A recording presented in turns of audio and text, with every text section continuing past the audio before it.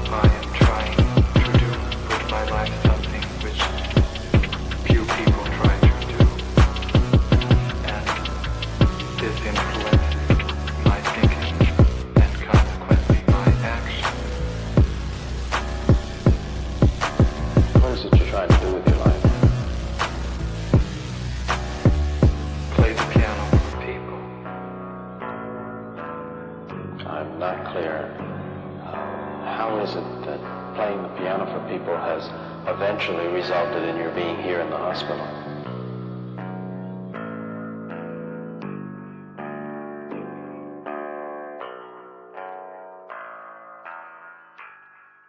That's difficult to answer.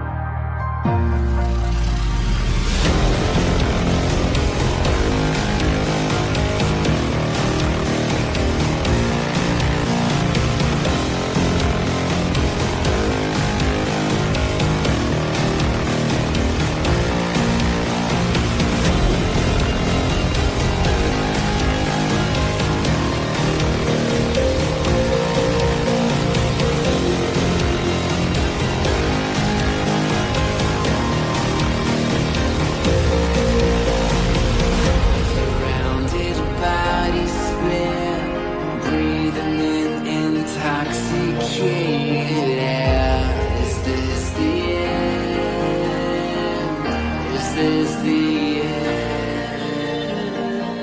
There's a noise inside my head of crying people facing death. Is this the end?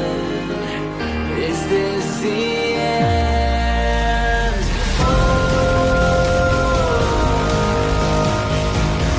I'm burning in the dystopia.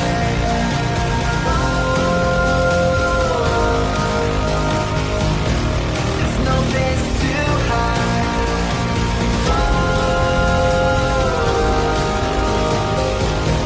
I'm burning in the dystopia.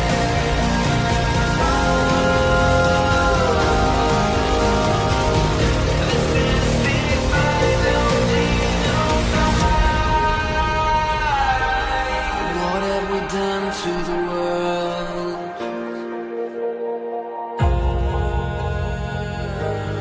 What have we done to the world?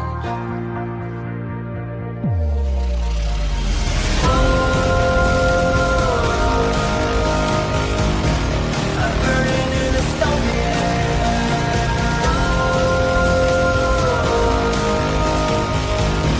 There's no place to hide.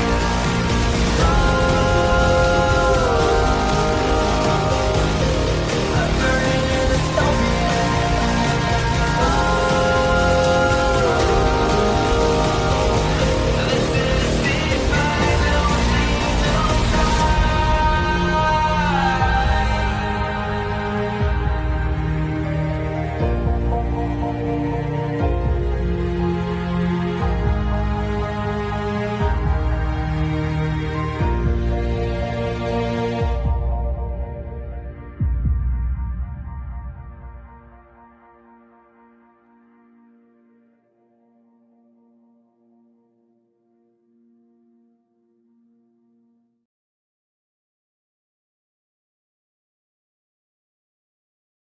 What's up? What's up? What's up, everyone? Welcome to Spy Stream. Spy Stream is when we go inside a live leftist organizing call and we watch it live and we see what they're saying when they think people like us are not listening. Tonight, in but a few short moments, we are going to be tuning in to a live discussion on Haymarket Books' YouTube channel called Strike Power in the University, all about leftist organizing to go on strike to shut down the economy. Just saying. Now, as a reminder, we do not disrupt their chat. We do not shitpost in their chat. Do not spam their chat. Do not raid their chat. If you are going to go over to their chat, you will ask good and relevant questions. You will represent me well. If you fuck around and shitpost or disrupt their chat or cause any problems for them, you will be banned on my channel. Okay? I will ban you over here if I see you fucking around over there. The only reason for you to be in their chat is to ask relevant questions to what is going on, and that's it. That's it. That's all that we do.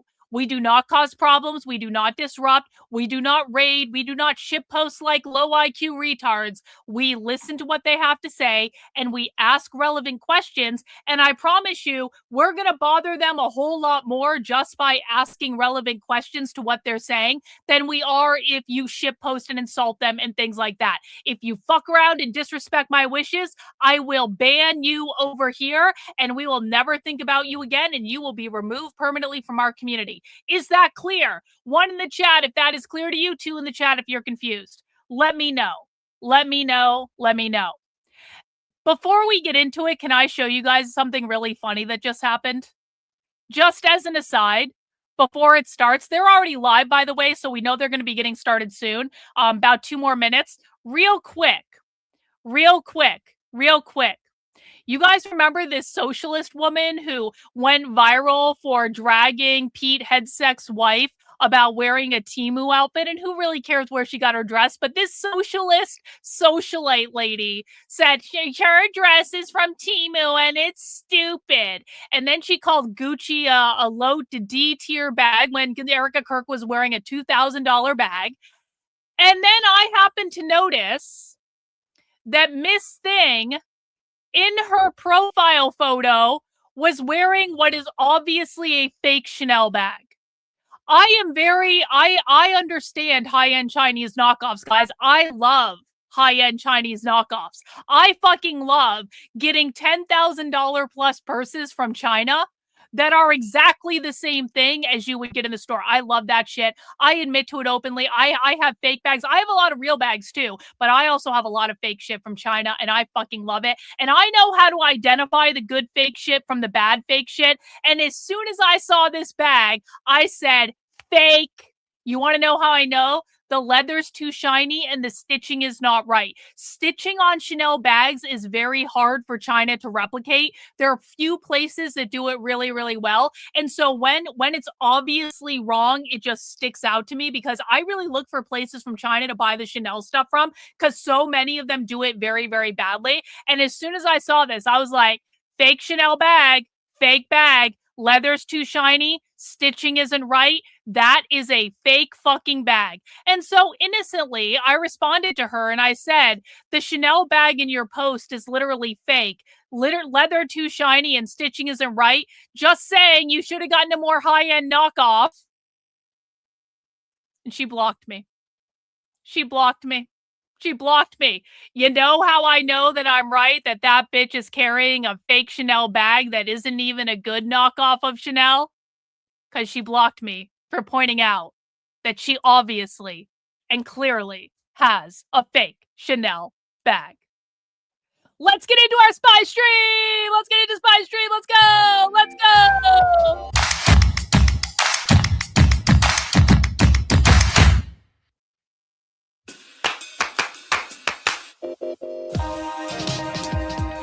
This event is brought to you by Haymarket Books.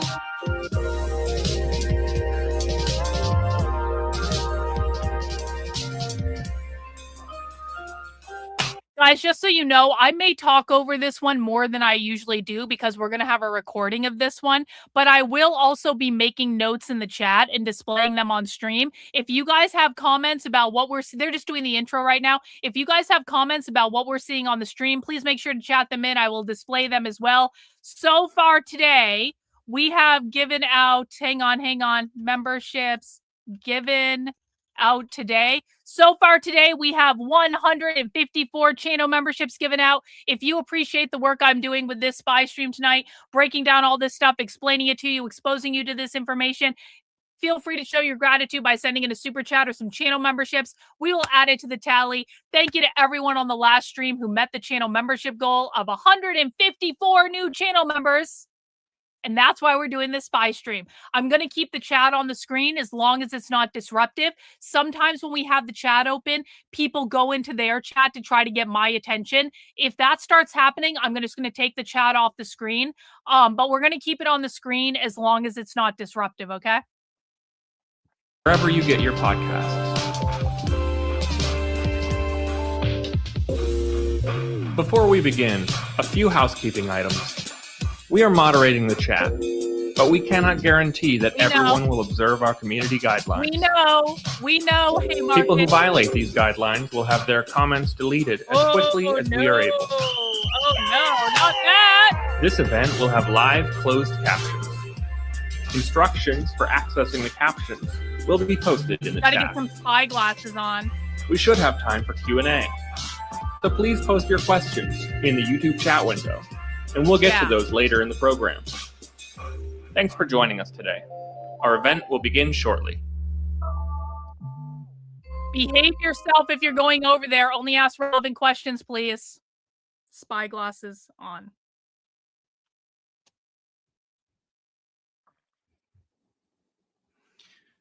Hello, everyone, and welcome to Strike Power in the University. My name is Stefan Young. I am a former graduate worker at the University of California, Santa Cruz, and I'm a co-managing editor of Long Haul, a quarterly magazine of worker writing and workers' inquiry. In addition to our print magazine, Long Haul publishes an online-only project called The Dispatches, which is a sector-by-sector forum currently representing higher education and K-12 teaching, with more to come. And in the dispatches, we aim for workers in particular sectors to share experiences of struggle, transmit lessons, and build up a store of organizing resources so that those experiences and lessons may become useful to other militant groups of workers in those sectors. This panel today is structured around a recently published higher education dispatch.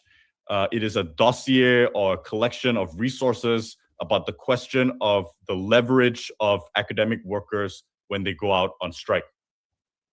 If you want to learn more about Long Haul Magazine, about the resources in the higher ed dispatches, if you want to read the leverage dossier in full, or if you are an academic worker who wants to get in touch with us, there will be some links for you in the live chat for those of you here now, and in the YouTube video description for those of you who are watching later.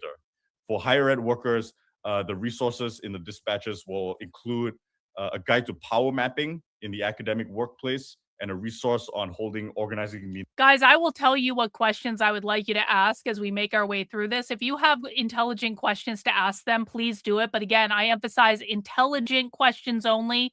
No dunking on the libs, no owning the libs, intelligent questions only. Show them how smart you are. Masters and PhD programs in US universities from 2019 to 2024. Over this 5-year period, this sequence of struggles came to be known as a series of long haul strikes, a term that became one of the inspirations for the title of Long Haul Magazine.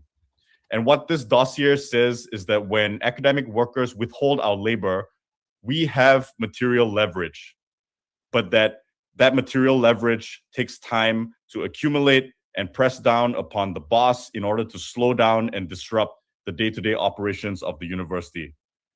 And in that sense, academic workers are unlike our counterparts elsewhere in the labor movement, where a work stoppage has more immediate and visible effects.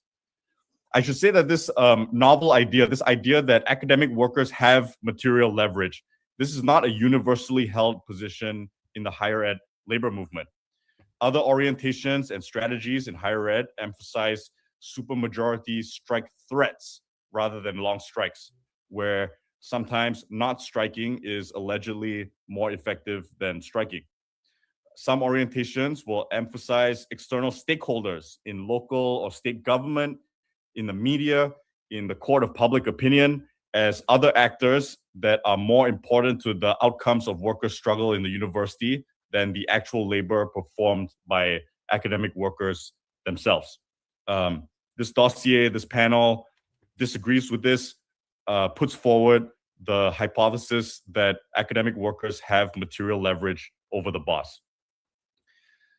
I'll set the stage by saying that in the year 2025, higher ed came under intense fire from both the new federal administration and university administrators who are pushovers of that administration or collaborators with that administration or both. Collaborators. But behind the headline moves of the Trump administration, slashing of scientific research funding, slashing of funding more generally, aggressive attacks on international and visa holding workers, attacks on pro-Palestinian activism on campus, the wholesale closure of departments and schools.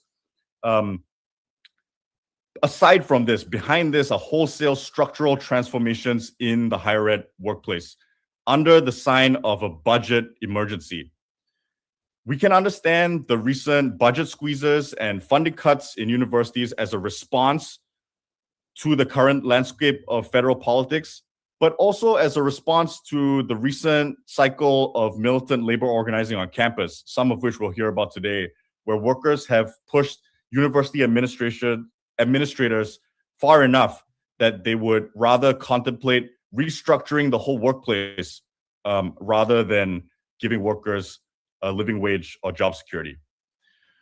Today, lecturers and adjunct faculty are being cut and laid off in large numbers.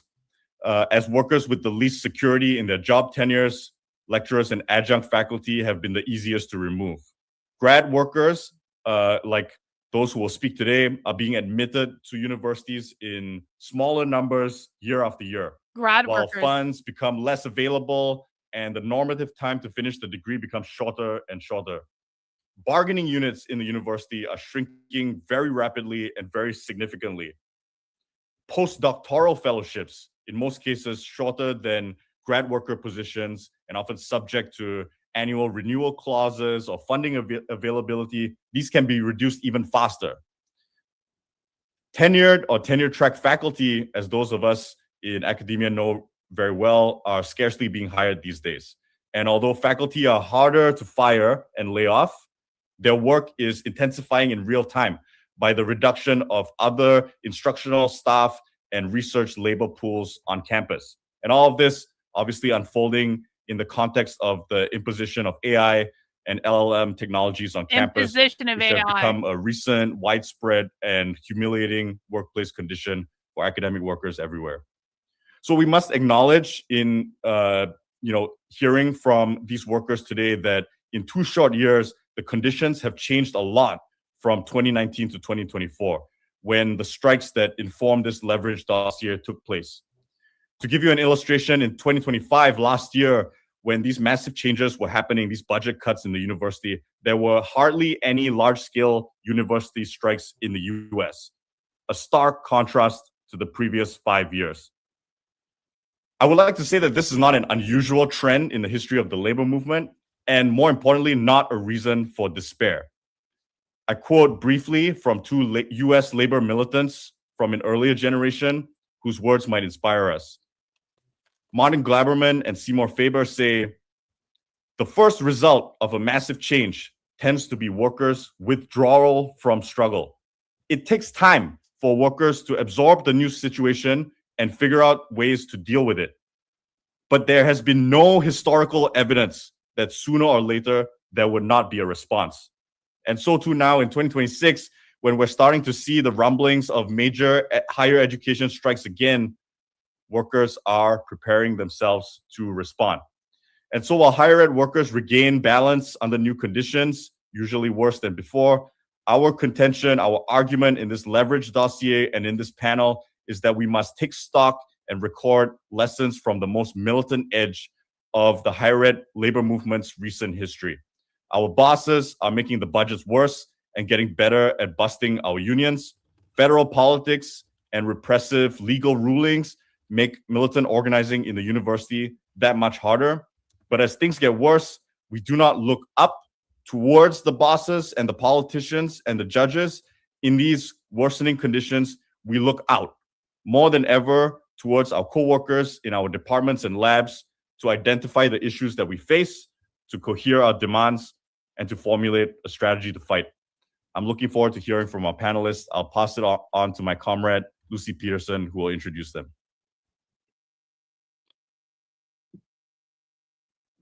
Hello, thanks for that, Stefan. My name is Lucy Peterson. I was formerly a graduate worker at University of Michigan, and I'm one of the editors, along with Stefan, of Long Haul Magazine. And I have the honor of introducing our panelists tonight. So we have 4 people speaking to us. Nate Edenhofer, he is a graduate worker at UC Santa Cruz in political science, and he's been through 3 strikes as a member and organizer with UAW 4811. We have Daniel Weaver, who's a graduate worker at the University of Michigan and a member and a steward in the Graduate Employees Organization, AFT Local 3550. We have Randy Rogers, who was formerly a graduate worker at Dartmouth and was involved in organizing the union there. They affiliated with UE, and she was really important in organizing and taking part in the 8-week strike that happened primarily among graduate worker researchers at Dartmouth. And then we have Jackson Bakerberg, who's a graduate worker at Boston University in math, and he's a member of the Boston University Graduate Workers Union, where they went on a very impressive 7-month strike. So welcome to you all. Wow. And I'll pass it to Nate to get That's us my started alma mater. with the conversation tonight. Okay, thank you, Lucy. I'm not answering questions right now. This is a live call. My name's Nate. I'm a member of UAW 4811. I'm a TA in politics here at UC Santa Cruz. And I've been able to participate in 3 strikes in my time here. A wildcat strike in 2019, 2020, the 2022 UC strike, contract strike, and then a 2024 strike for 3 weeks in solidarity with Palestine. And there's so much to say about three strikes like this. So I'm just going to really try to focus on the leverage question, because you could go on forever about any of these strikes. So just to start with the wildcat strike of 2019 that I came into. So we were demanding a cost of living adjustment because the rent burden is so extreme here on the Central Coast in Santa Cruz. So we wanted a cost of living adjustment to basically bring, graduate workers out of rent burden. And in December of 2019, workers moved very quickly, faster than any of the organizers were imagining, to withhold final grades at the end of the fall quarter, for this demand for a cost of living adjustment. And so the university, in a sort of carrot and stick fashion, the next January announced a means-tested $2,500 housing stipend for the following years and a 5-year funding guarantee for all PhD students, alongside threats of discipline if grades specifically remained missing. So this then escalated into a full teaching strike, and workers on strike ended up being given a deadline of February 21st, which we nicknamed Doomsday, to either resume work or face termination. And grades, turning in grades, not the classroom teaching, became the measurement for if you're going to be fired or not. And so notably, when 85 strikers continued to withhold grades past that doomsday deadline, the executive vice chancellor called an emergency meeting, with a new offer, which was that the university made that $2,500 housing stipend universal rather than means tested, and applied it retroactively to all PhD and MFA students, which was the equivalent to around 11% raise mid-contract. So workers were threatened with fired if they didn't submit missing grades, and eventually we were fired, and we were expecting the strike to strike was expanding actually at the time after we were fired, but COVID really COVID really ended that strike. But we learned something about leverage, which is that we do something for the university and we produce the things they need, and we can take that and hold that and drag it out over time, to put leverage and pressure on them to win something. So to move forward, 2 years later, we ended up on strike for a new contract. And the experience of the wildcat strike really had us convinced that any labor action had to be open-ended, right, for leverage. So which is different from a lot of the labor movement in the US at the time and now, which sort of emphasized these sort of single-day actions or strike threats. And so when we went on strike in the fall of 2022, we had been able to have that strategy adopted by the larger union of an open-ended strike. However, when the university was refusing to budge, and it was clear, to the staff that this strike wasn't just going to be a few days, parts of the bargaining team really started to panic, and the numbers on the bargaining team who were in the majority started to slash a lot of the demands. And underlining this was a different theory of power from our own. And so these two theories of power sort of emerged. And one logic, which we were opposed to on our campus, was that a strike has power from demonstrating in large numbers, the size of the strike through your picket lines. And in this model, once you hit the maximum participation, people on the picket line, you've passed your moment of peak power. It's time to wrap it up. It's a very performative and sort of speaking to, the university as if they're sort of your representatives or something. So for us, we saw that the university, as university workers, a short strike wasn't going to do it, but rather it was the accumulated leverage and pressure every day after day that increased costs on them. And especially as we move towards more disruptive deadlines that we could move through, like grading or grant deadlines, for example, for researchers, right? But for grading for us especially. And so we were able to fight to stay out on strike, despite a lot of effort to fold earlier that was coming from a lot of the upper leadership. Once these grading deadlines started to pass or approach at different campuses across the state, and the possibility of striking into the start of the winter quarter was a real possibility, the university gave a much better offer that is eventually what we ratified. And so for me, this was like a raise from $2,500 a month to $4,000 a month over the 3 years of the contract. So we were able to win from this, and I think we learned the lesson again also that you have to stay out for the long haul, and it's that accumulation of leverage over time that puts pressure on the university, especially through these crucial deadlines. And so then to get to the third strike in spring of 2024, as the encampment movement was spreading across the country and responding to a call from the Palestinian General Federation of Trade Unions, we began preparing for potential wildcat strike. But the course of events that happened, including the attack on the encampment in LA, meant that we ended up on a ULP stand-up strike across the UC system. So just as like stay focused on, there's a lot to say about this strike also, but just to focus on this leverage question, by this third strike, we'd really begun to develop the ability to granularly power map and look at our departments, see who was on strike, who wasn't on strike, who could talk to each person, what were they teaching, how many students' grades did they have, how many grades would they be turning in, and then like who was their supervisor? Was their supervisor going to scab? Could we figure out who could talk to their supervisor so they wouldn't scab? And doing that, we were able to, basically account for a couple weeks into the strike, 12,000 grades that were basically we thought were scab proof. And so, but the UC, right? Facing this, and after trying to get 2 injunctions against our strike that both failed, finally went to, in an unprecedented way, went to the Orange County Superior Court, sort of judge shopped there, and got a temporary restraining order against our strike. And we weren't, we ended up being unable to successfully defy the order. And eventually, we settled on our campus on, finishing the quarter with a work to rule strategy, which required some really, serious support from faculty, basically enforcing our work hours. And we were still able to not turn in a few thousand grades by the deadline. It ended up not being enough, but it really required serious support from the faculty to not pick up on that grading labor once the strike had ended. And so this wasn't anything to win anything immediately in the moment, but some of the UC's investments that were on the BDS list disappeared from there, and they also implemented a transitional funding program for a pilot for student researchers who wanted to leave military grants. So we were able to sort of end the strike on our terms and without total capitulation. And it kind of put the UC into some tricky positions when they tried to retaliate against us for this. But the lesson I think we learned from all three of these strikes is, you need to look for where your leverage is, and you got to organize around that also, keeping the strike open-ended.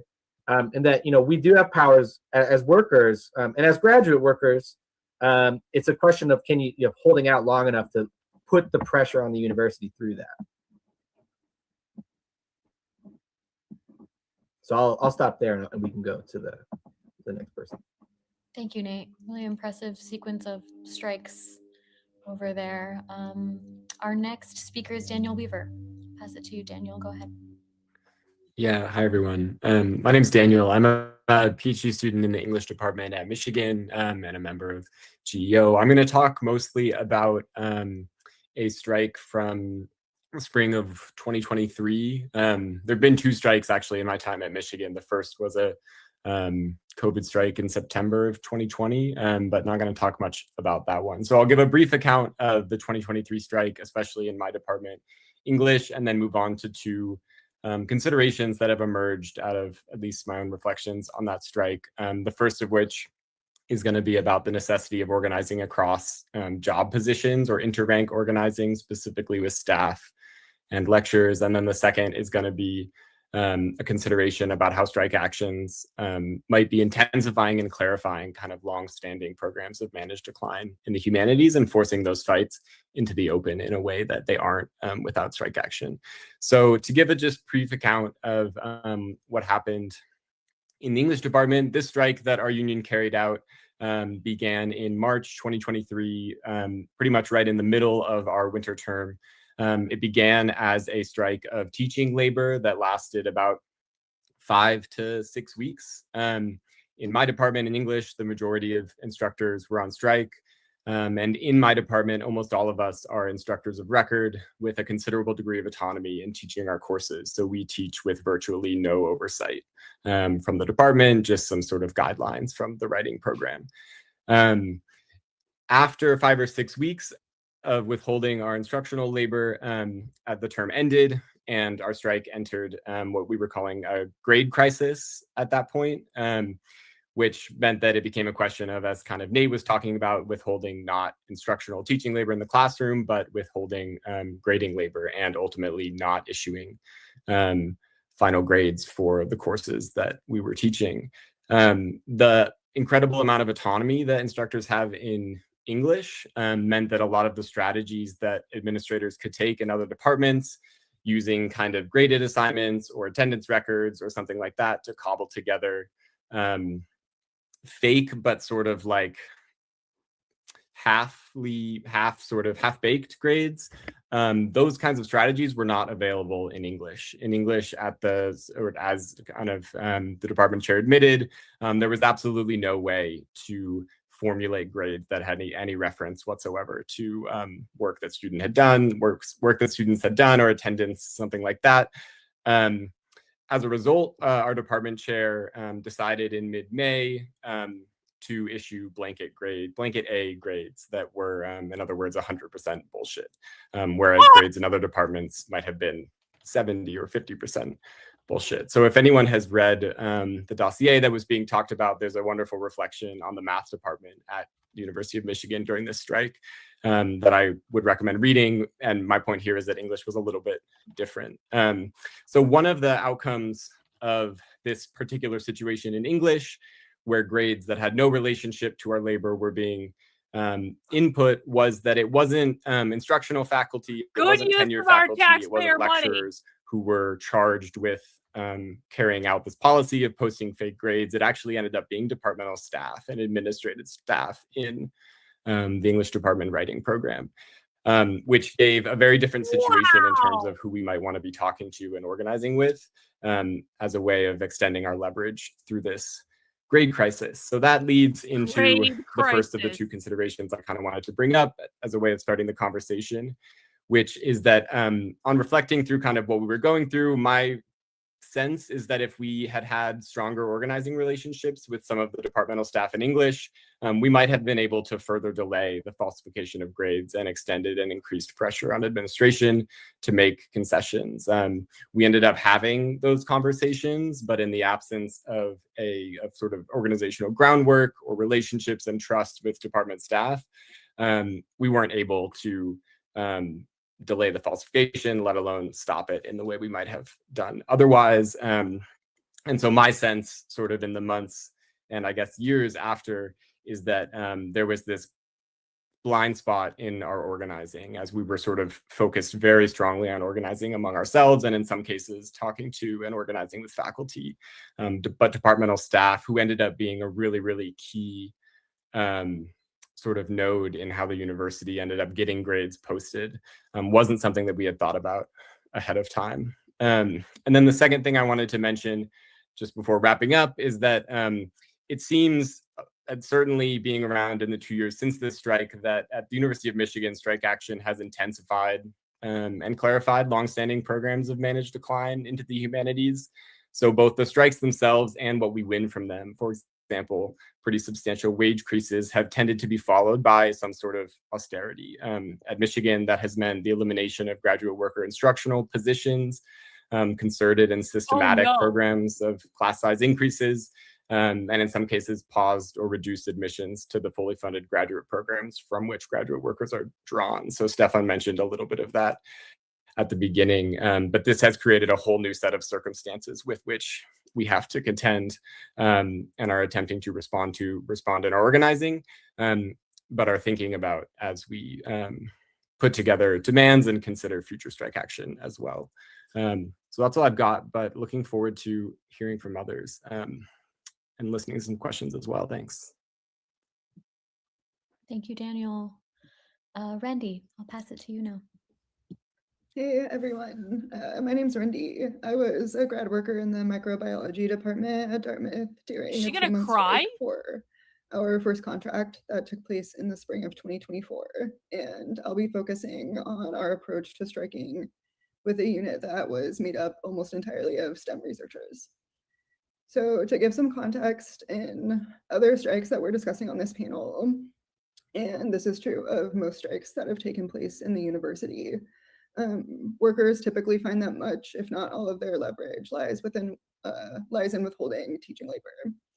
researchers have certainly struck elsewhere, like at the UC in 2022 and 2024, but it is often in tandem with large numbers of instructional workers, and our case at Dartmouth was a little bit different. Where I was at, grad workers performed a very small fraction of the total teaching labor at the university, but we were responsible for the vast majority of the labor put into grant-funded research. And so in preparing for our strike, we assessed that withdrawing research labor could halt production in strategic labs and departments, causing damage over time as grant deadlines approached and funding expired without results. Being scientists, we decided to take an experimental approach to what we viewed as the unsolved problem of the research strike. And there are a couple things to note about research labor in a university setting that offers some like unique opportunities for strike leverage. First, researchers typically work under a single principal investigator or PI for the duration of their program. And the PIs act as the immediate supervisor for a lab group that's composed of grad workers as well as other researchers like postdocs or staff. The PI often has like complete authority over like working conditions such as hours and production of research, but typically most of their time is spent securing grant funding for their lab, and they're not often very involved with day-to-day tasks of the research that they oversee. Second, research labor is unevenly distributed across the university. And so one example of this is that the size and duration of grants that fund grad workers vary widely. And as another example, certain grad workers may have assignments that involve maintaining equipment or live specimens that are used in multiple grant-funded projects. And so striking their labor could have a greater impact on the university. And so due to the specialization of work under the like PI apprenticeship system, and due to the uneven distribution of labor across campus, our organizers approach the research strike on a department or lab level basis. In doing this, we developed what we thought of as kind of like an exercise in worker inquiry that we termed the group strike plan. And our method for developing these group strike plans, just very briefly, was to facilitate meetings where a relatively small group of close coworkers were asked to map out various aspects of their specific work site. So that could be the funding sources or the grant deadlines that were coming up, or labor, any kind of labor that fell outside of the thesis work that they were doing.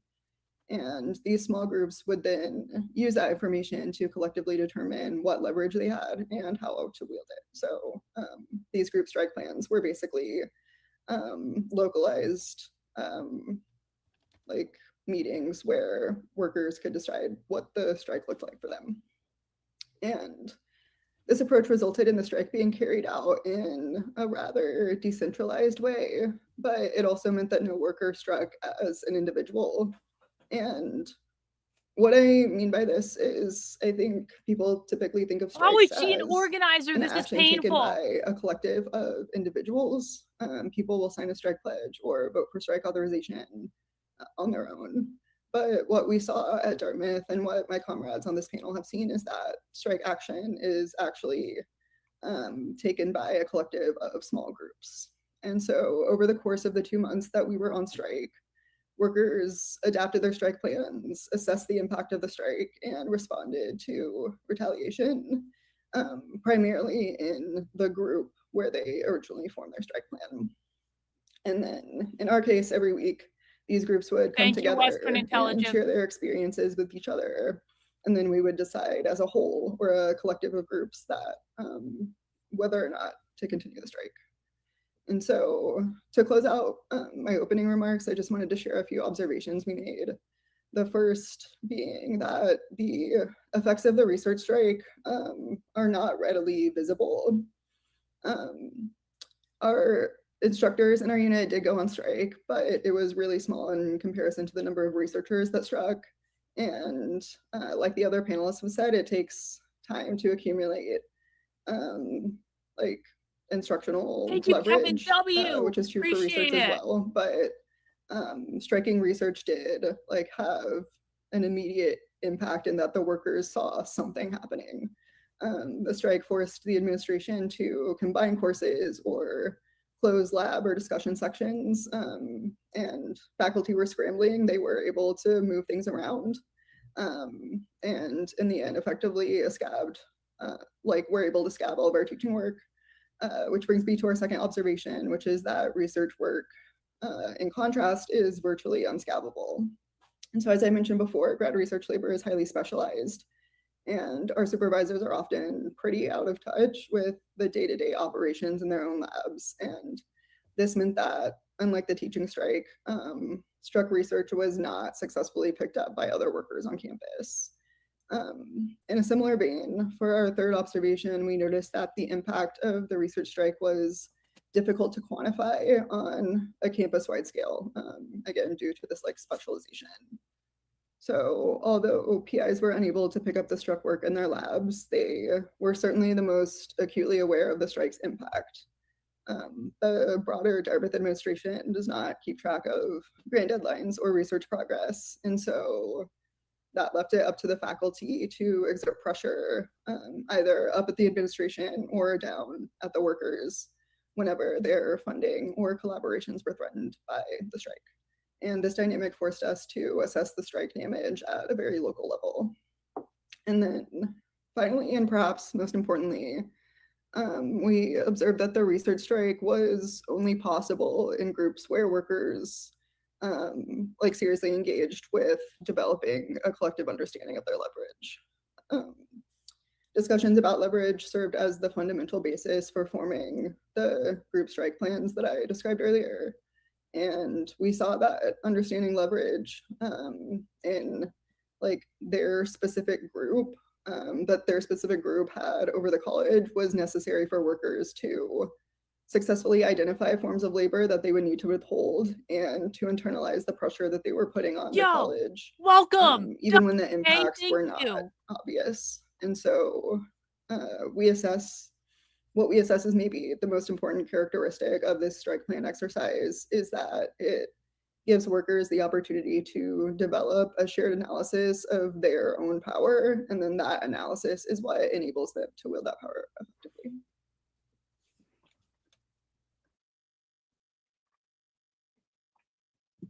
Thank you so much, Randy. Jackson, please go ahead.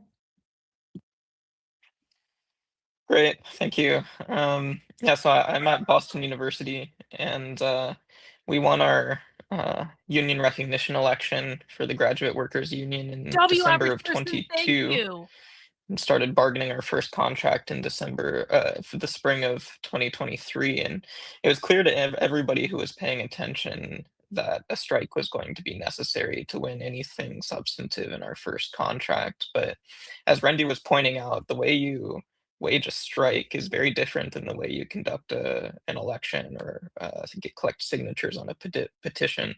It's not this one by one thing. Thank you, Kevin. I appreciate you. Special attention needs to be paid to the sort of groups that make up our workplace. They say that we need to organize our workplace. Our workplace is already quite organized. It's organized into departments and labs, floors, offices, and the question is how to take advantage of that existing organization. And that's some wisdom that that goes against some of the inherited wisdom in other sections of the labor movement, but it was something that had become clear from looking at this wave of strikes that Stefan was referring to, and that we've gotten to see the arc of. No shit posting in their chat. No shit posting in their chat. If Mr. Wissam is a member of my channel, no fucking shit posting in their chat. For any extended period of time really relies on the capacity of these groups to be able to collectively assess their leverage, possible actions available to them, and to be able to reflect after the fact. So that collective capacity isn't static. It's something that we can build in our work groups, in our departments, in our labs. And what we did in my department in mathematics was, rather than trying to turn people out to bargaining sessions, trying to get people more engaged with the official contract negotiation process, was to look at what people are actually concerned about in the immediate workplace and what options were available to us to address that at the time, what was in our control, sort of regardless of the official contract negotiation process going on in the background. So we developed this campaign to address one of these issues about the timing of our teaching assignments. It was a widely felt, deeply felt issue. Made workers feel disrespected. It was an indignity in our work, and it was completely fixable. And through the process of, deliberating on what to do about the issue, what the exact issue is, we built this habit of collective discussion and fleshed out the relationships that formed the basis for what eventually became our strike, for our contract. And so we went on strike in March of 2024, March 25th. And in the math department, the work that we carried out, we have a pretty large teaching burden. Much of the undergraduate mathematics education relies upon graduate students for Yeah, I agree, Riddler. Thank you. assistance, extra educational, contact, and also grading, proctoring exams, and all of us are TAing at any given point in the course of the PhD and as master's students. And many of us are also serving as instructors of record during the semester and the entirety of the summer term. All of the summer math classes are taught by graduate students, or essentially all of them. And these summer math classes serve a pretty important role in catching students up who didn't pass in the spring but need a credit. So when we went on strike, it involved the TAs walking out of the classroom, the instructors of record walking out of the classroom right away. And one thing we noticed was that administration, the university management, is either unable or uninterested in knowing what's really going on inside of the classroom, particularly in classes like discussion sections, recitations, things like this.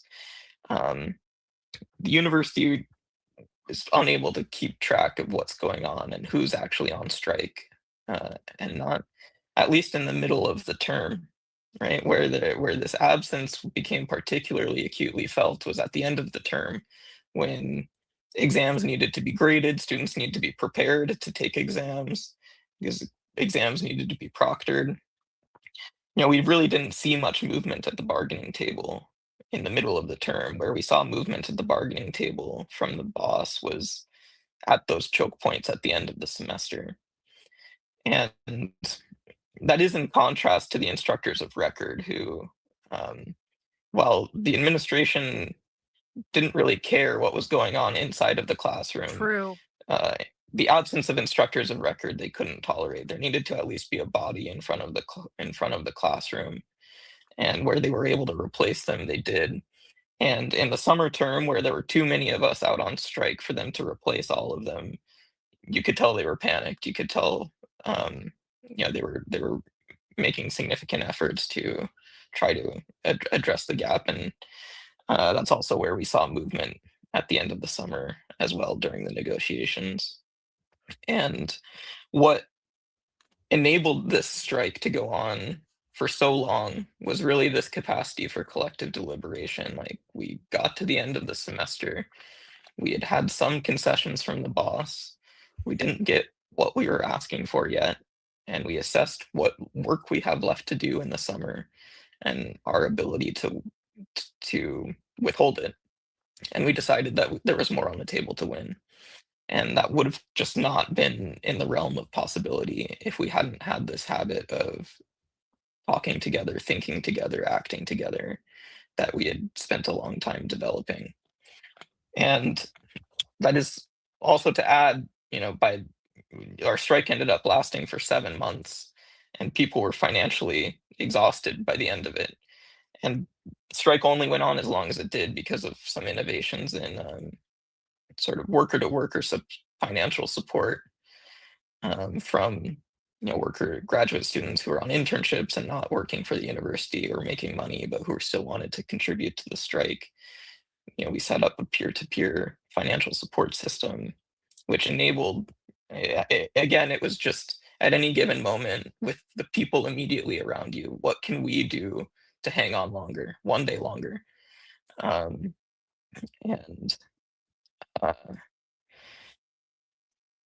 yeah, and when we got to the end of the summer, we had significant movement again from the boss. And through this sort of habit of collective deliberation, we had sort of weighed in the balance what we had won and what capacity we had to hang on for one day longer, and decided to go back to work, accepted the contract and ratified the contract. Ding, ding, ding. To be able to rebuild for the next strike and enforce our contract in the face of some of the austerity measures that Stefan was alluding to in the beginning. So I think that's what I have to say right now. Excited to hear questions. Okay, thanks, Jackson, and to all the panelists. I'd love to ask you all some questions to get deeper into what you said. And I'll start by responding to something you said, Jackson. So you mentioned that over the course of your strike, you didn't always see progress at the bargaining table. And so the movement from management wasn't something that you could rely on to understand how your strike was working. So something I'd be interested to hear you all talk more about is, as your strike was going along, how did you understand if your leverage was working or not? What kind of conversations did you have with each other to figure that out? And how did you move through moments where it might have been difficult to assess if things were working or not? Because I think one of the characteristics of these long strikes is that there's lots of uncomfortable time spent. So I'd be curious to hear, how did you fortify yourselves in those moments? And maybe, Jackson, you could start us off with that. Yeah, most concretely, it's really important when when our labor is diffuse like it is in the university, to keep track of it. What we did was we had a very detailed spreadsheet of who was on strike and who wasn't, how the sort of their immediate supervisor, the instructor, or their PhD advisor was reacting, whether they were scabbing or not, and including who's the best person to reach out to this person, who's the best person to reach out to their advisor. So we met weekly and probably I stared at this spreadsheet, every day, updating it and distributing that information to everyone else in the department. And everyone else also had a role in, filling in this spreadsheet and keeping track of this, so that we could at least keep some sanity when the management is not moving. They're saying, oh, we don't care about your strike. We have some sort of something concrete to point to, some sort of evidence that we do have power. And at a more emotional level, through sort of weekly meetings or more frequent meetings, processing with each other, having like sort of more sanity checks at a more emotional level of like, this is working, right? And like, yeah, I think this is working. Sort of distributing the mental load of that stress and the unknown was pretty important.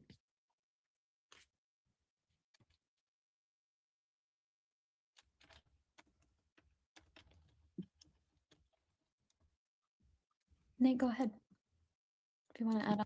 Yeah, I was just gonna, Jackson, when you said the sort of sanity check part also, I think really resonates with me hearing that. I think before we went out on strike in 2022, it ended up being 6 weeks. The UC was like really not making any movement for a while. Before we went out, I remember like having conversations with workers, and I think the analysis that we had come to from the Wildcat strike also was that this is going to take a while. And so we were telling people like, look, don't expect anything till 2 weeks in at least. And I think having that really helped. The other thing that helped is having that analysis helped, and formulating it and like on and having the sort of debates around it about understanding strike strategy and our power and leverage, and just clarifying that for workers really helped also, because it is hard when the boss doesn't come to the table and they're trying to just pretend like you're not influencing them at all, and then eventually they do. Eventually they give. But the other thing I was going to say is being able to actually talk and see your coworkers, and have the sense that like we're in this, together. Because if you think of the strike as a bunch of individuals and nobody's talking to each other, but they're supposed to be on strike, you don't know what's happening. Nothing's happening. Nothing is moving. It's scary. If you're able to look, go through it hand in hand, talk to each other, be in constant connection with each other, it makes it much easier, I think, to withstand the sort of that the scary part of feeling like what you're doing isn't doing anything, because it actually is doing something.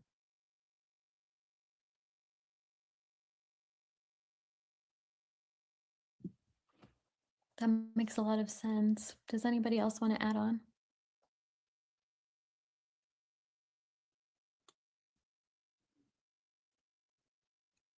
I wonder if, just as a kind of follow-up question, especially for those that had a significant teaching aspect, instruction aspect of your strike, what it was like to withhold the grades and how you could tell that that was working, if you could tell, or how people were talking about that being something especially powerful in your strikes.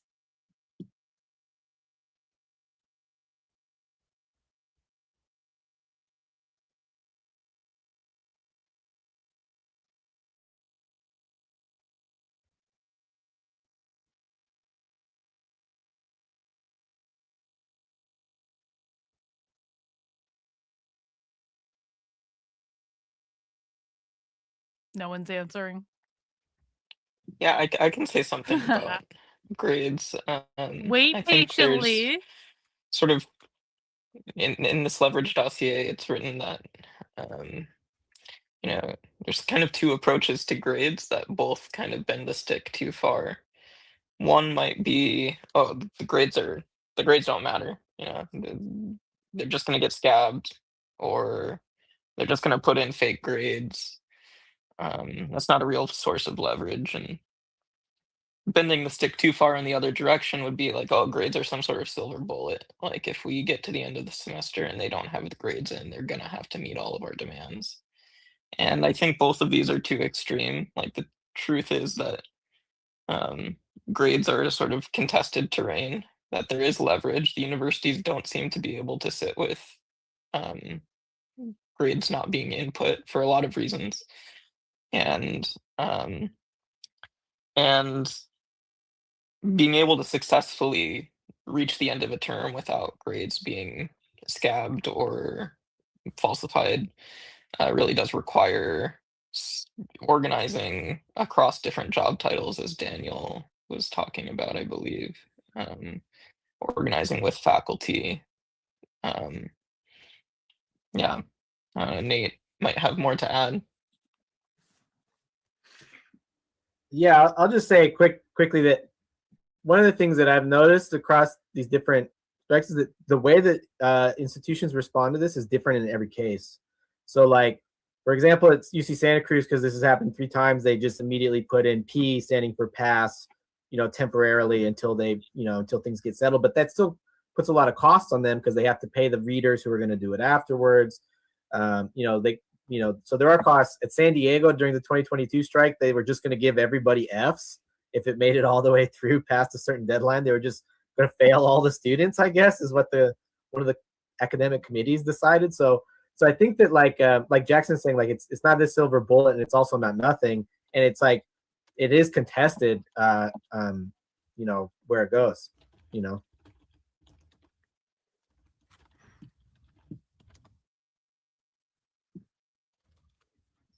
Does anybody else want to add on to this question?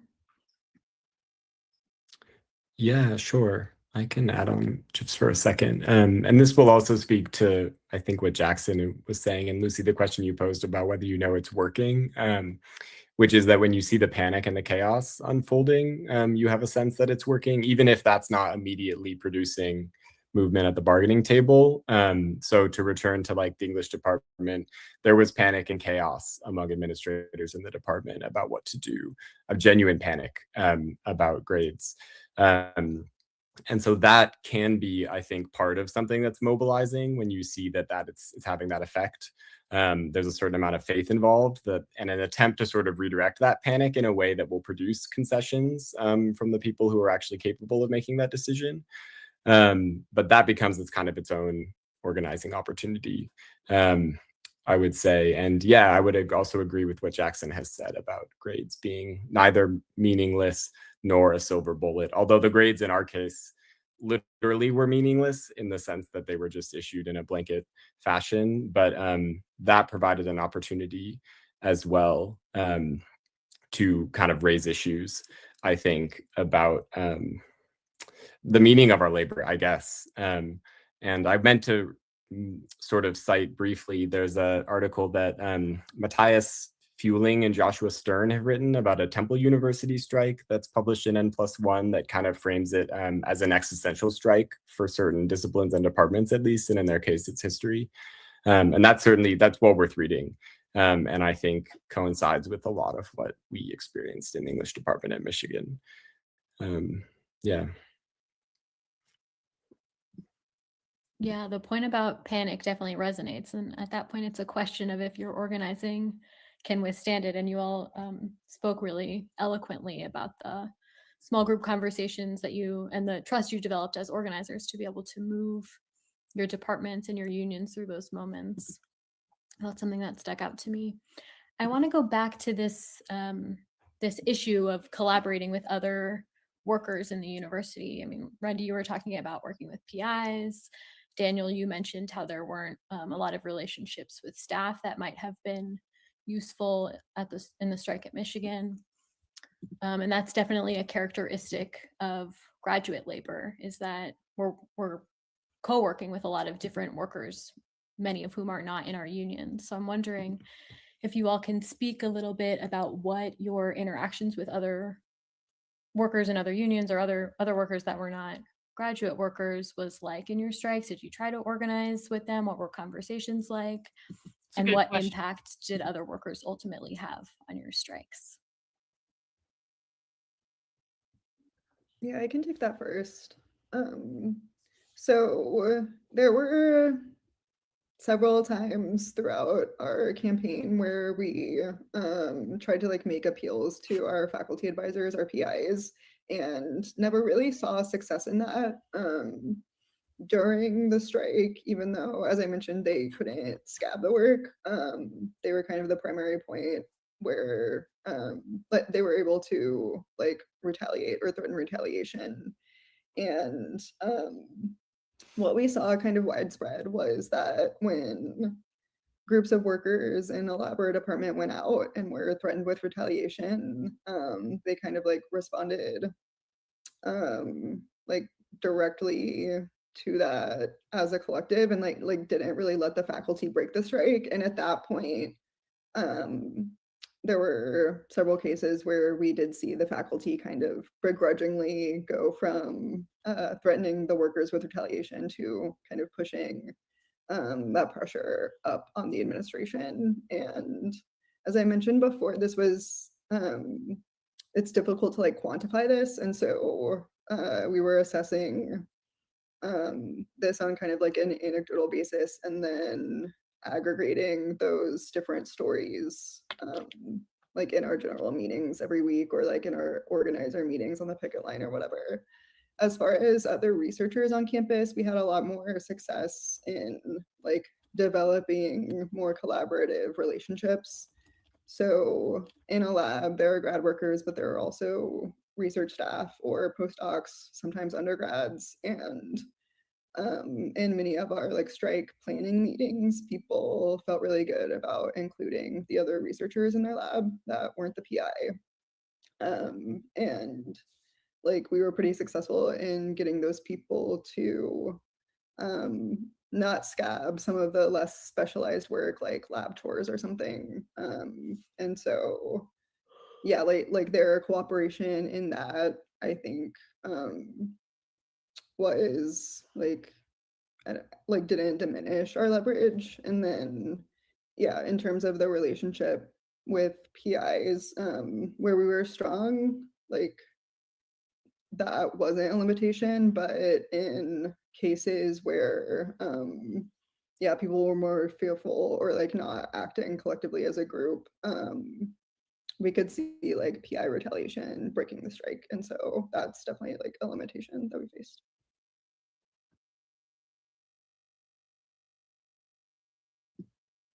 Does anyone else want to add on to this question? Yeah, I can add on about the different workers. I mean, so at the thing that I think has been helpful for us, or at least like has given us some kind of, I don't know, viewpoint into this, is doing this across three different strikes. I mean, we've seen that like the relationship between our union and between other workers is like really, I would say broadly speaking, in terms of like organizing, it got better across three different strikes. And each time we were like in better coordination with the faculty and lecturers, especially, as well as other unions, but especially the faculty and lecturers. So, for example, I mean, there's cases where people who are, just blatantly scabbing on our labor in the Wildcat strike by 2024 were like participating in the strike themselves, right? These faculty, right? And so like the practice that we developed that I think was really helpful, like one of them was during the strike, during the mapping, right, of our, our leverage was to figure out exactly who would, where faculty were, if we thought they would scab or not. And then finding other faculty, working with other faculty to talk to them, or lecturers to talk to them about, to hold the line basically. And it worked. And so what that required was other lecturers and other faculty members who were organizing, right? So one of the lessons that I think I took from this, if I'm to look at it, across the different strikes, is that taking some kind of action on your own, even if it's just as your unit, you can really like drag or like pull other sectors of the workplace along with you and sort of like spur their self-organization, especially because faculty sit in this ambivalent position where on the one hand they can support us or they can support management, because they kind of sit in between, as between graduate workers and the administration, speaking from the position of a graduate worker. And I should say that in the time in between the strikes, there's like some of this has been built and supported. One of the key things was, trying to really put in this new timesheet attestation system to be able to better, surveil and punish us, in between strikes. We, worked with AFT and SCFA, the Santa Cruz Faculty Association, to put out, a 3-union joint statement against this, and we effectively delayed the implementation of this, timesheet system for over a year till the next strike. We couldn't hold out forever. It didn't end up staying forever that way, but the process is built. And from this, we've also really been developing, from these sort of like connections built between the unions through these 3 strikes, have really started also trying to organize intentionally a sort of like wall to wall from below, because we're all in different unions. But like the thing that keeps coming up in these conversations people are mentioning is this restructuring. So like we win raises, grad cohorts start shrinking. There's lecturers are being laid off. This this isn't related to just our us winning, but also just budget crises, as they call it, right? Lecturers are being laid off. There's all sorts of restructuring. More work is being put on faculty, and we're realizing the only way to fight this is with other unions, which all together. Which I was really resonating with what you were saying, Daniel, also. And we're in about working with staff, so we have staff included, and undergraduate workers as well, who are trying to engage in some kind of labor struggle as undergraduate workers, although they're not yet in unions here. So yeah. Yeah, Nate, you raised the excellent point that our conditions are entangled and we need to be organizing across our unions. Daniel or Jackson, anything to add on this question of collaborating with other workers? Yeah, I'll speak just real quickly to say that in addition to what we've seen in the wake of the 2023 strike is lectures being used to replace what has normally been GSI labor.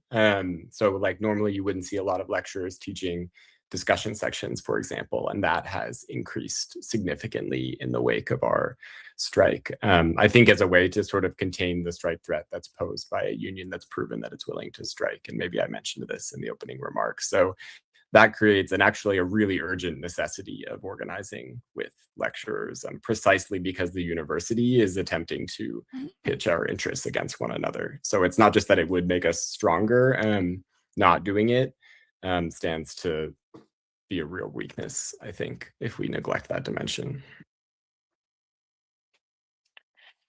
Yeah, and I'll just add that going on strike is a really transformative experience, not only for those who are, involved, participating in the strike, but also those on the outskirts. And like Nate said, over the experience of these strikes, people seem to get it a bit better who are on the outskirts. And the experience, a significant amount of pressure is applied to, faculty, for example, explicitly threatening tenure if they don't scab, things like this. And like that experience, when they're in their ability to resist that in isolation without the habits of collective, deliberation, you know, uh, there's not much of a choice for them, at least, you know, but that experience sticks with them, and the next time around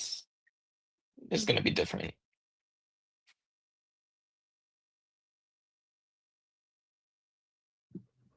That's a great point and an excellent segue into some questions from the audience. I'll just say for people who are watching, feel free to type your questions in the chat. We're getting those and we're going to move to some of those now. So first question for our panelists is someone is wondering, how did you decide to extend your strikes? What kind of meetings did you have? Decisions did you make? What did that look like in each of your strikes? Daniel, maybe you can start us off. Yeah, sure. The 2023 strike involved, I believe, weekly general membership meetings is how we did it that were to extend the strike. And Lucy, this would involve, I guess, asking you to step out of your moderator perspective. But if I get anything wrong, feel free to let me know. So we had collective decisions and deliberations every week for the duration of the strike, and that provided a kind of venue to assess our power, talk about what had happened, and eventually sort of recommit to keep going for the duration. Yeah, and since you invited me, I'll just add on, these weekly membership meetings would feature reports from department organizers. So we would present how many people were striking in that department, how many grades we were holding, how many classes were still being struck. And we would kind of look at the composite picture of that as best as we could compile it. It wasn't perfect, of course, and try to make a decision based on how strong our strike was. Other panelists that want to answer this question? Randy, maybe you go, and then Jackson, you can go after that. Yeah, our process was really similar. We had weekly general body meetings where department organizers would give a report, and then we would, give a bargaining update and just deliberate until the question was called and we had a vote in the meeting just by show of hands on whether or not to continue the strike.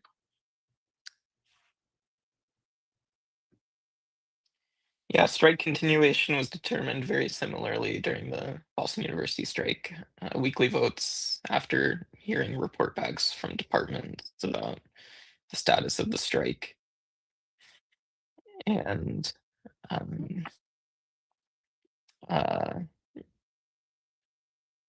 yeah, it was important to us to have sort of the general body in the driver's seat. Nate, what about you? Thank you, What did Chris. it look like Appreciate at it. UCSC? So it's honestly kind of a hard question to answer because it was so different in all three strikes. But maybe I'll think about like the the strike in 2022, Thank because you, it's Charles. an interesting Appreciate it. example where there was a split on across the campuses, and the bargaining team was basically split for the teaching assistants. At this point, the student researchers were their own.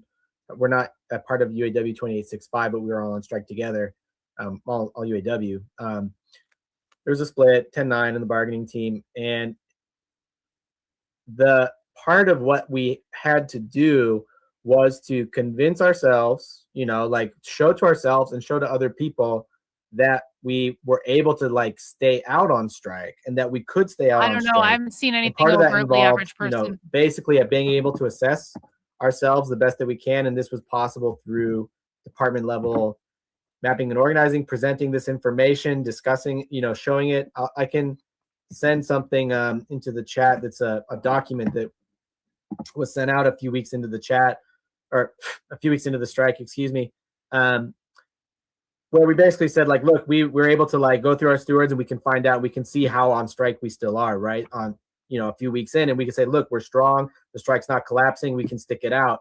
That, along with proliferating a bunch of sort of guides, a lot of information to like get to other organizers on other campuses to kind of get people to, believe that, we could stay out. And why did that matter? Because whatever contract is going to come down had to get ratified by the membership. So if the workers, so when the UC put an offer out on, I think like maybe the 2nd or 3rd of December, the staff went out and they were just finding that people were wanting to stay out, that it wasn't enough, and that they could. When they returned, a different offer to the UC, and the UC got real pissed and called immediately for mediation. And then what came out of that was the offer that we ended up taking. But it was like part of assessing and being able to, say that, have a sense where people could feel like we could stay out on strike in this kind of situation. During the Wildcat strike, we had assemblies where we were deciding what was going to happen, and where we didn't have like a 10 campus gigantic union that we were, trying to, operate within. I don't know if that's like a helpful answer, because it's kind of like was not deciding but struggling to stay out in 2022, I think, is the way I would describe it. But on our campus, that involved, assessing, talking through stewards, and being clear to everybody, like being able to feel and understand that we were in a position and strong enough to stay out. Yeah, I imagine that resonates with the other panelists. Our next question is for Rendy in particular, regarding research work. So Rendy, can you talk to us a little bit about how do you hold these strike planning meetings in a lab that is either very small or where the research work is seasonal? Great questions.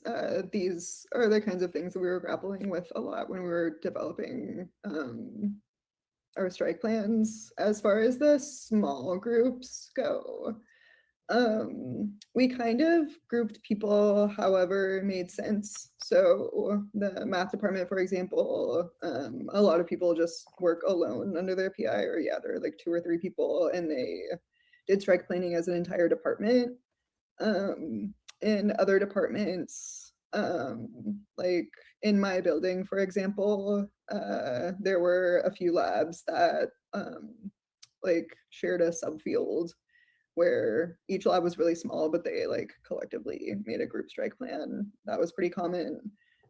Some people also felt really confident just making a strike plan with 2 people. And so, yeah, I think like when it comes to grouping people, however it makes sense based on how people already interact with each other is like a good approach to take. Like if an entire floor of a building has, like a place where they meet for lunch every day, like that could be a good group to form a strike plan, because they all know each other, they all already talk to each other, they probably do similar work if they're in the same hallway. So yeah, like getting people into larger groups, just like based on whatever makes sense. And then as far as like seasonal work or something that came up for us a lot was people who did animal work or had like cell lines that needed to be maintained.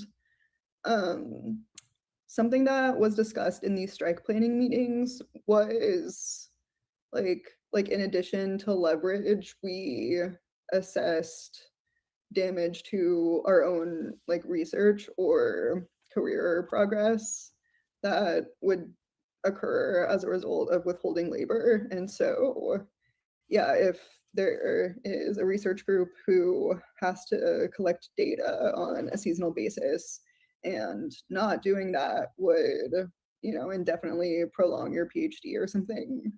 I can imagine a strike plan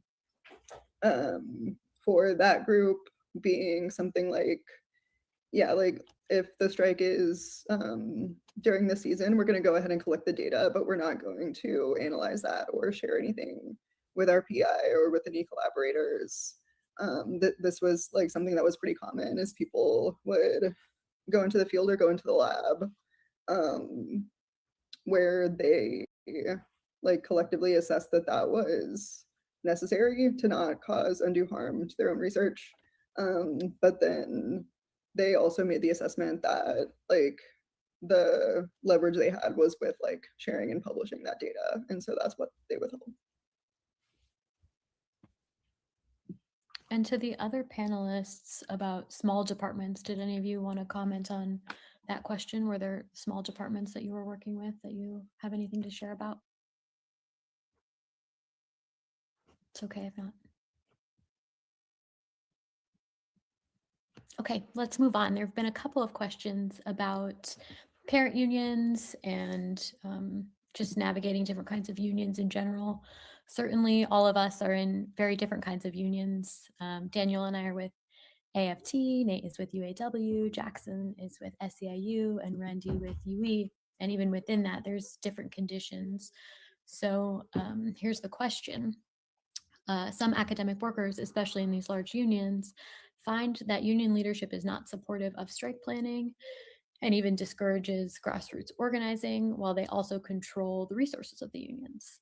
How do you suggest dealing with this?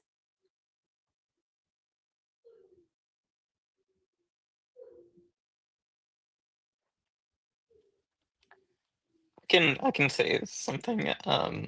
So Bugwoo, the BU Graduate Workers Union, is affiliated with SEIU Local 509, which has about 20,000 workers in it, mostly private and public sector social workers, with some other higher ed workers, and so it's a very heterogeneous union, and over which we have very little sort of control by its nature and its size. And it can be incredibly frustrating when you're butting up against a parent union, but it kind of turned out, for us at least, to be not really consequential at all.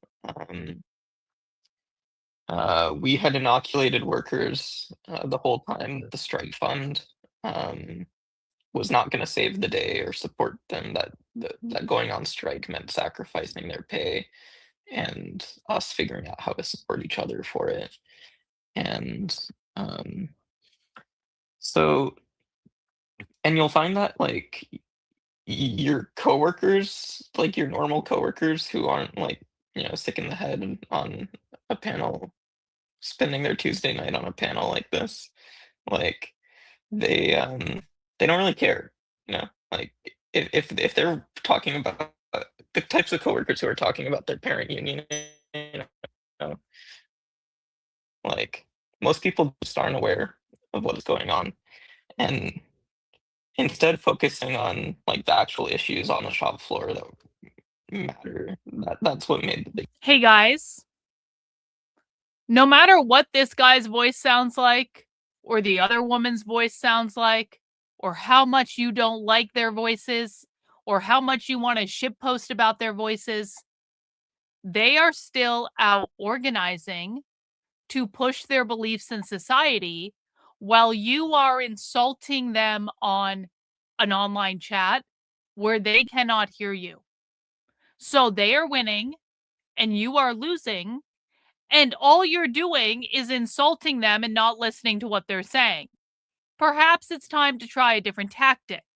I could maybe say something. I don't know if this is like going to be like a perfect answer, but I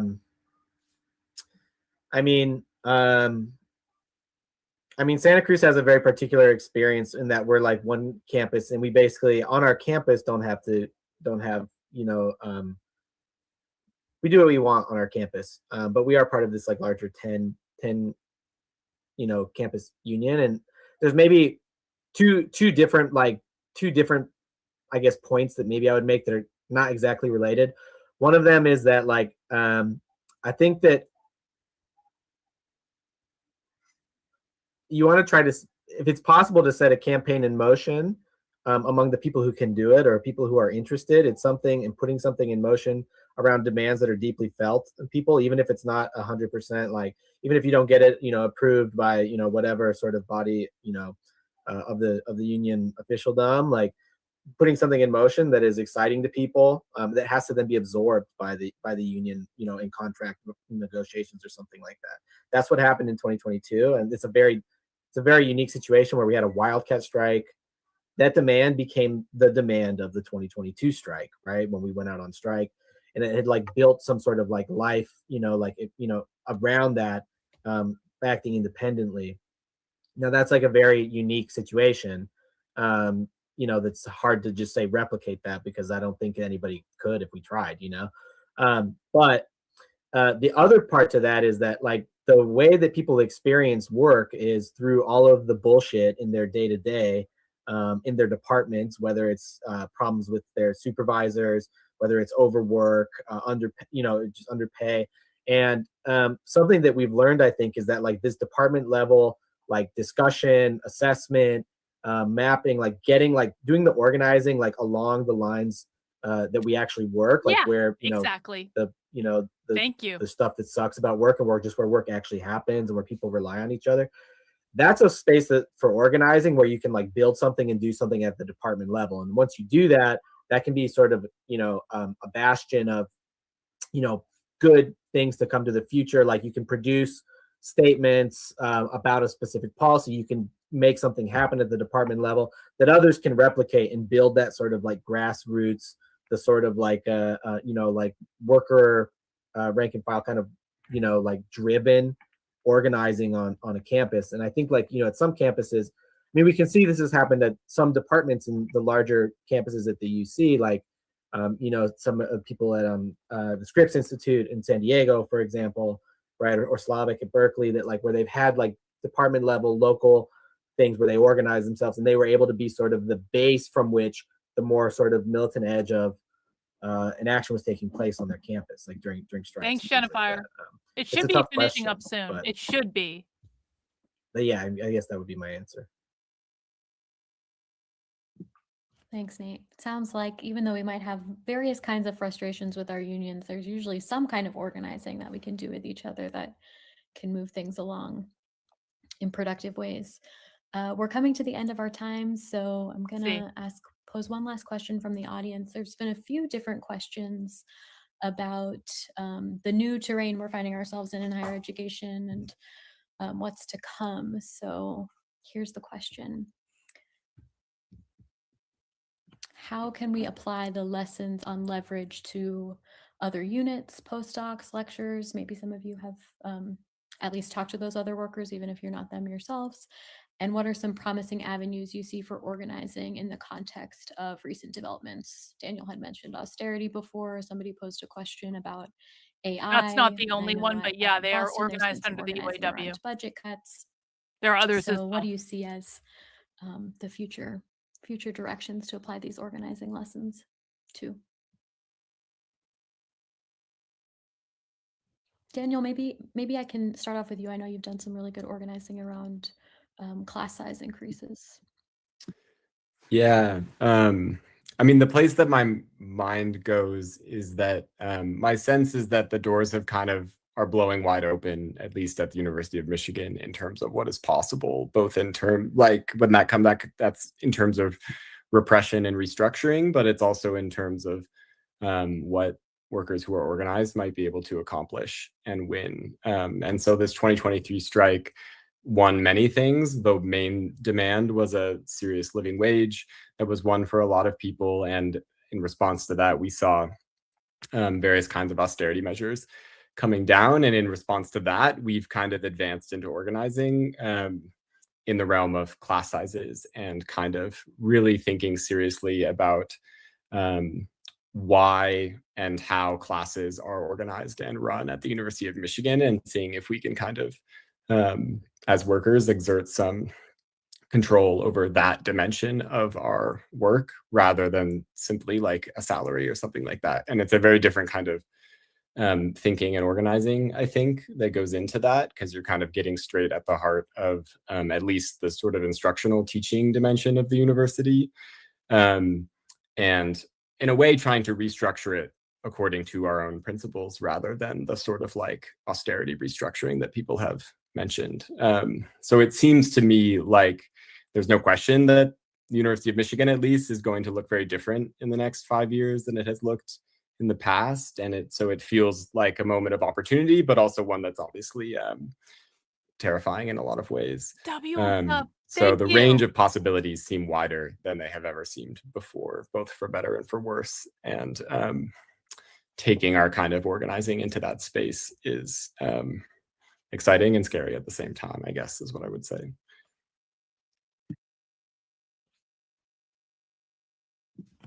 It's very well put. Others, you want to weigh in?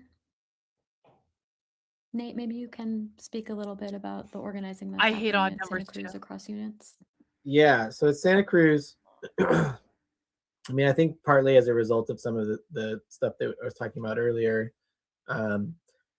we have people from all the different unions are now meeting regularly, and we're trying to construct, a joint, we've done a good job of getting together and being able to support each other during strikes and rallies together. And I think we're trying to take the next step, which is moving into organizing against the restructuring, right? So organizing like at the department level to push back on the way that all the restructuring is happening in all of these different cuts in different ways and in different departments across different work titles, to get people, together to analyze their situation collectively and decide, like, what could we do and how could we push back on this? How could we not take, let's say, like staff, how could we not take the extra work when they don't hire someone else on, right? Or how the faculty say, like, if you lower the number of TA shifts, how can we refuse to just increase the size of the classes or something like that? Or how can we find a way to get workers to do this together and decide these things, steps they could take themselves to push back on this at the workplace level? Because we're not always in a situation where we're ready to, just go on a strike. And the organizing that's going to be happening in the departments in the interim is both going to be necessary to push that back and to prepare us for whatever larger labor actions I think come in the future. And that's what I hope trying to do the actual organizing in the workplace across job titles can hopefully help move towards. Thanks for that, Nate. That's a very inspiring note to end our panel on. I'm just going to hand it back to Stefan to close us out. Thanks, everyone attending live, for being here. This has been Strike Power in the University. I want to send a thanks to Lucy for moderating, to our panelists, Nate, Daniel, Randy, Jackson for sharing their experiences and responding to questions. Thanks to Haymarket Books for hosting, and to the ACE events coordinator and producer, John McDonald, for making this panel happen. If you are an academic worker with organizing lessons to share, we want to hear from you. We're at longhaulmag.com, longhaulmag.com. See you all soon. All right. I have a few closing thoughts now that is over. This is one of those situations where it was an extremely dry spy stream. That does happen. We're going into live leftist organizing meetings. These are serious meetings. They're not meant for entertainment. They are meant for serious planning and serious organizing. There wasn't a ton that I would say was a surprise that came out of that call, but there are a couple things. Number one, I am quite frankly shocked that the University of Michigan, in response to their graduate students going on strike and refusing to issue any grades, the University of Michigan just blanketed gave every fucking person an A. Like, that kind of seems like fraud to me, if I'm being honest. This is a major, major, major university that receives taxpayer funding that the graduate students are refusing to work. The graduate students are refusing to issue grades. And the university's like, all right, everyone gets an A then. And it's just like, you are supposed to be a major research university. What are you doing? But I think the bigger thing that I really want people to understand here is that these people are highly organized. The universities are nothing more than leftist activist factories. People are not going to universities and learning how to critically think. People are going to universities and they are literally being put into a training ground for here is how you are a leftist activist in this country. It's like the Advanced Leftist Activism Creation Center of the United States. Listen, obviously the K through 12 public schools are completely effed. The K through 12 public schools are getting this stuff from the time they're 5 years old. But once they get into university, it is like higher education for how to be a good leftist activist. That's where the organizers are trained, guys. That's where the real activists, the people who are going to be leading the movement, the far left movement into the next generation, the authors, the academics, the organizers, the leaders on the left come out of the universities, not because the universities make them smarter necessarily, but because the universities are a very, very, very focused home where they are learning how to go on strike.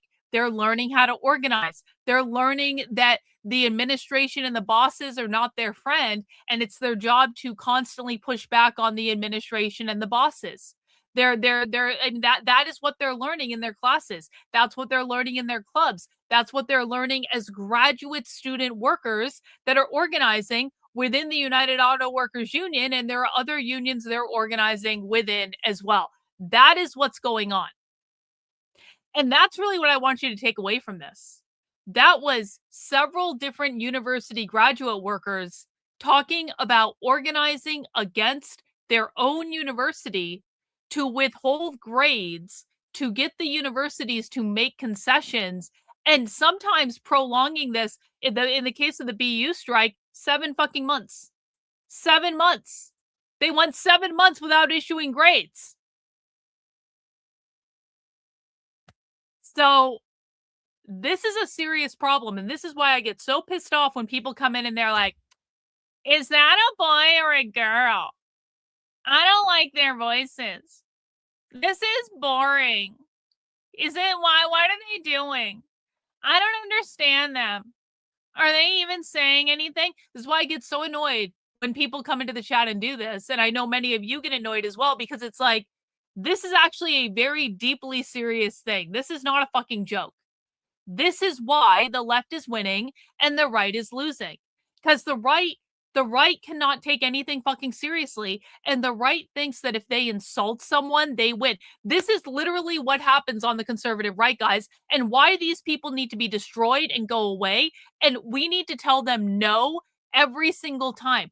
Conservatives actually believe if they insult you, they destroy you, they win the argument. They actually believe they are fighting the left by going, is that a boy or a girl? I don't understand what's going on. They're stupid. I don't like their voice. What are they even saying? And it's just like,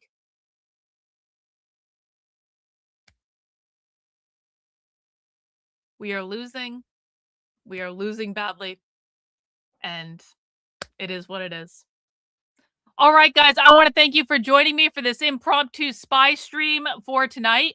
As a reminder, we do have a spy stream tomorrow We also have a spy stream on Thursday, but both of those are going to be supporter exclusives. If you are a YouTube channel member, Substack supporter, Locals member, Patreon member, or Twitter subscriber, you will be invited to the supporter exclusive spy streams, and that will be tomorrow. One is tomorrow at 8 p.m. Actually, there might be a double header tomorrow. We might actually do 2 back-to-back, but the first one of them is definitely going to be at 8 p.m.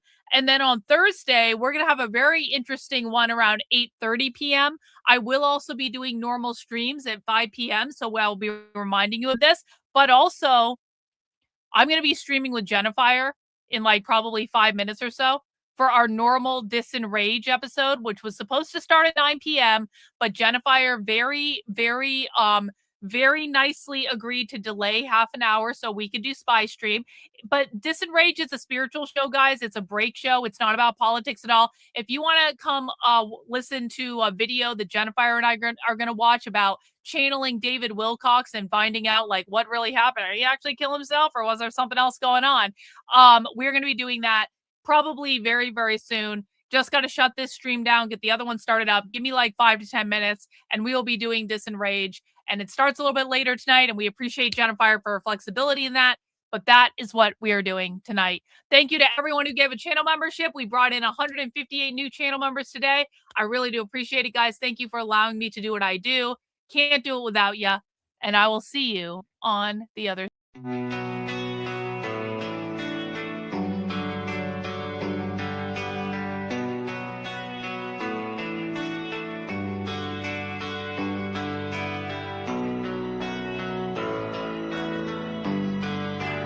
How are you feeling? How long have you been here? 3 months, May 17th.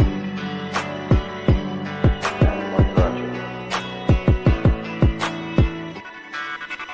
That's difficult to answer.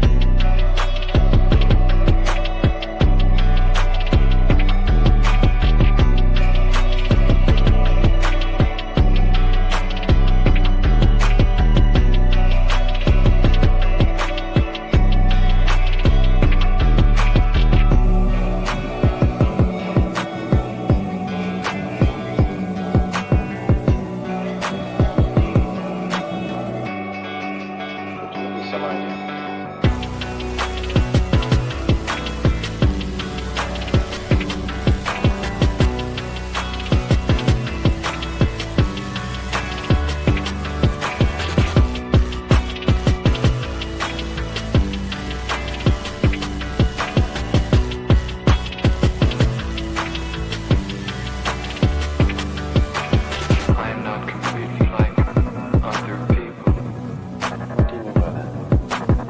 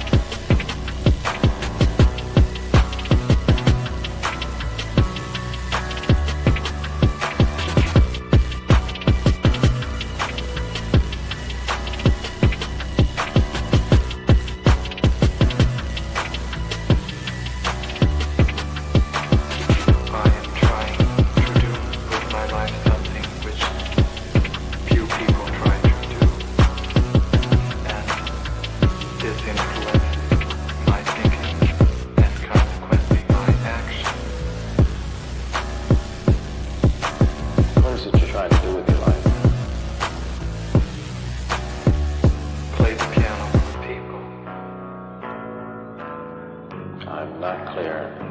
How is it that playing the piano for people has eventually resulted in your being here in the hospital?